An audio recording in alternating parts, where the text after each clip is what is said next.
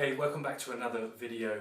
You've got speed questions and I've got your answers. I'm Sam Portland and today we're going to be answering a really common question that I get, and I was asked it the other day, is what is the best training method for speed? I'm going to take you through that right now. It's actually quite straightforward, and I'm going to outline a couple of things on the board, because there's so many different ways in which you can start your speed training journey or develop your speed training journey. So I'm going to break this down into kind of 3 levels for you. Okay, so we're going to draw this chart out and break these zones down. Okay, so we've got 3 zones, and each zone, you're going to have different levels of expertise. And as we move up our levels of expertise, then you're going to be able to do different types of training, because one of the most misunderstood things about training is finding the right intensity, and people don't know how to find the right intensity. You end up doing way too much too soon, and it actually will slow you down. So in order to find the right ways to preferably train speed, we're going to break this down again a little bit further. So in zone 1, you've kind of done a little bit of training, you use the gym and stuff like that, but you've never really done too many speed sessions, as it were. What we're going to start to utilize are our level 1 tiers.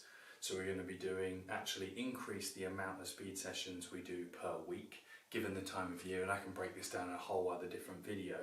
But what we're going to be doing is looking at the types of modalities that we can use in this stage. So we're not going to be sprinting maximally, we're going to be developing the technique of acceleration, okay? We're going to be developing the specific strength and power for acceleration and prepare the body to run faster, okay? If I just show you just very quickly with this little curve here, what we're going to find with especially a team sport athlete or a new new sprinter, you have so much potential already and so much speed in your body that you don't need to force it out.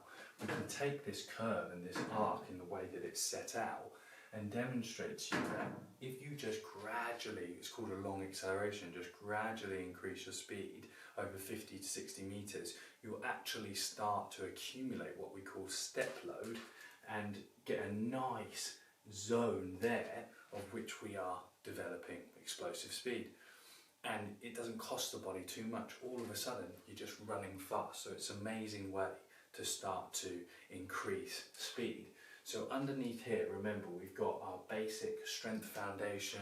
Can you squat 1.5 times body weight? Can you jump over 2.5 meters?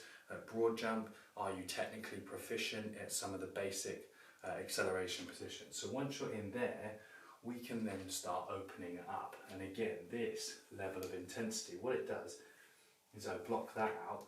So everything that we've used in here now starts to become the buffer of which we can train in here with. So we've taken our basic jumps, our foundational strength and our technique, and now we can start pushing it up and we can start loading it. So what that means is we can start to increase our frequency of training, so we can do more training sessions because the body can recover from it. We can increase the amount of reps that we're doing. So say for instance we do 2 sets of 30 meters, we can now start to do 2 times 2. We can start increasing it because our body has started to adapt, and what that's going to actually dictate is how fast that we can run. There's a big shift in being prepared to run fast and then running fast. People who aren't prepared to run fast try to run fast and they don't run fast, and you don't want to be that type of person. So as we're moving through stage 2, and this can take 12 months, this could take even 24 months, and again as we get to this higher level, we're flattening off as well. So we've got these 2 phases where this is fed up to here, this is fed up to here, and we've got this gradual progression over time. And as we build into there, that's when we start to use the most advanced methods, which again is for another video.